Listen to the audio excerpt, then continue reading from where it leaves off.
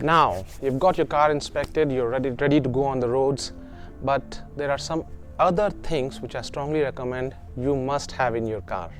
They're highly recommended, not mandatory, but highly recommended. I keep this kind of a box inside my car always before going onto the road, in winter especially. And here are a few things that are very, very important for you to keep in your car. Number one, extra pair of gloves and a cap. Very important in case your car doesn't run fine or you lose your gloves. Winter is very tough, so better keep them. Number two, booster cable. This is very important. I love this booster cable. Got this from Walmart. And you never know when your battery might die, so you better have a good booster cable. You can take help of your friend or somebody on the road, and I'm sure we are Canadians, we'll be happy to help. Washer fluids, extra washer fluid. Okay, these washer fluids run until minus 35. Minus 35, this is fantastic. I strongly recommend to have a couple of extra bottles in your car, because in case you run out of the washer fluid inside already in the car, then this is very important. An emergency medical kit. You can buy an emergency medical kit in Canadian Tire, Walmart, etc. I didn't buy those. I just prepared my own. This is like a workaround. I have some cotton buds, some medicines, and some band-aids. So in case you fall, some injury happens, so you must have this emergency medical kit. Extra water bottles.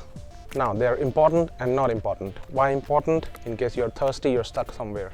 Not important because in case these sort of bottles are inside your car already from morning till evening, they will freeze and they will be of no use.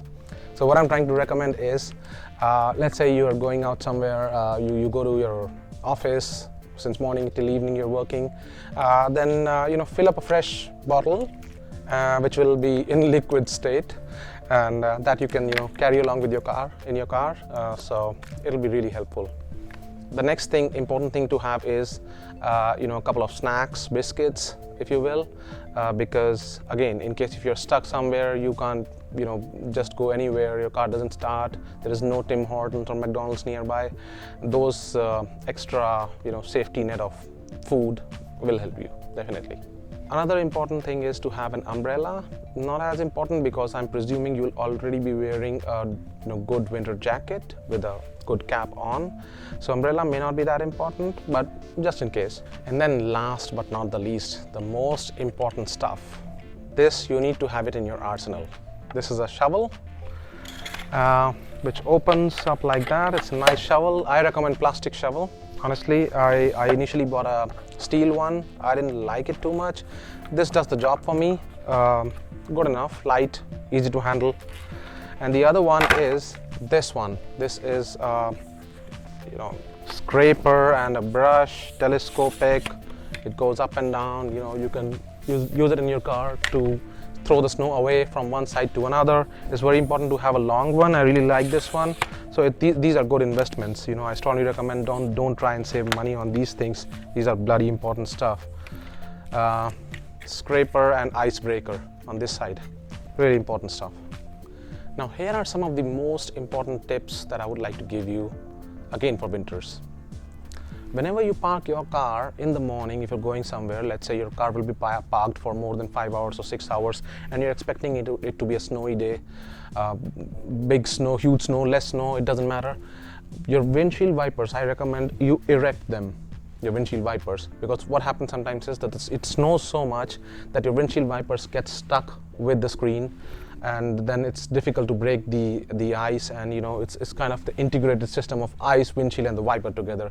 So you better not do that. I sometimes I even forget, but I strongly recommend that your windshield wipers needs to be erect when you're parking your car for more than 3-4 hours or 5 hours in deep winters. The next step is about the insurance of the car. Now, for a costly car like this, I would always recommend to have a comprehensive insurance, your insurance, the other person's insurance, and the civil liability insurance, so that you're covered completely. These are costly insurances, but I know I will recommend third-party insurance also for cheaper cars, for $3,000, $4,000 cars, and this is, you're not covering your car but the other person and the civil liability. But you know what you can do is, in case in winters you're not sure, you're new and you're uncomfortable, you get a comprehensive insurance, which should be around $80, $90, $100, $110 per month. Get it for 4-5 months in the deep winters. Once you're confident, you can get rid of the comprehensive insurance, downgrade it to third-party insurance only, and try and save money in the summers. That's the best idea. But yeah, a comprehensive insurance is an important thing, so do consider that. Have that in your mind. The next step is, air conditioner is not as important as the heating system is.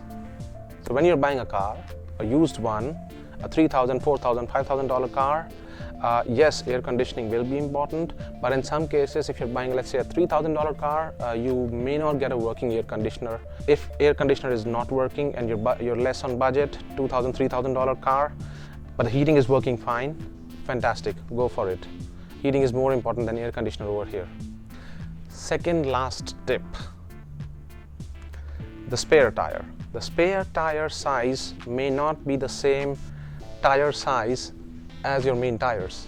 Now that will be surprising, because I came from India and I was very surprised to see that my spare tire size dimensions are not the same as my main tires. Now what the hell, I thought that there is something wrong. No, but that's regular and normal over here in Canada. The spare tire is not, it may and may not be the same as your main tire, so don't panic if you happen to see that your spare tire, first of all, is not a winter tire. So how will I drive that spare tire in winters? It is allowed. Second of all, if the dimensions are not the same, you can still drive. The spare tire is supposed to be used as a spare tire, not the main tire. It's supposed to take you from the place of your accident or place of your issue to the garage, and that's it. Replace the spare tire, keep it in the back, and then get your main tires on. That's how it works over here. The last tip, and the most important tip in my view, is get a roadside assistance. Now the roadside assistance can come in your insurance package. If you're buying a comprehensive insurance, do check that you're provided with the roadside assistance. If not, you can buy roadside assistance from outside also for some $70-$80 per year. For example, Canadian Tire sell them. Roadside assistance, very nice roadside assistance. My friends have used them. They are reliable, very good. The cheapest option and the most, let's say, tricky thing to do is get a roadside assistance for free. How will you do that?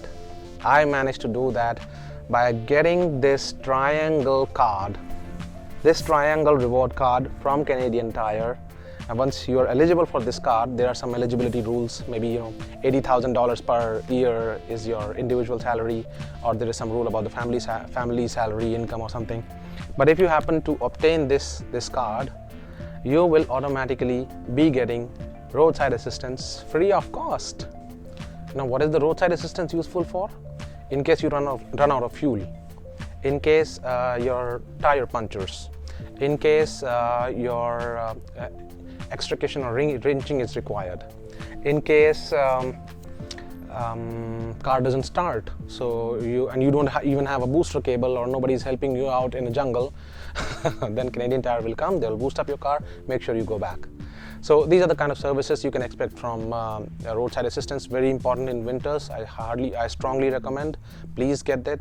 If you're getting it from your insurance company, great. If you can't, get it from Canadian Tire, or credit card like this, like I showed, the triangle one, or I think the BMO World card something, which also looks black.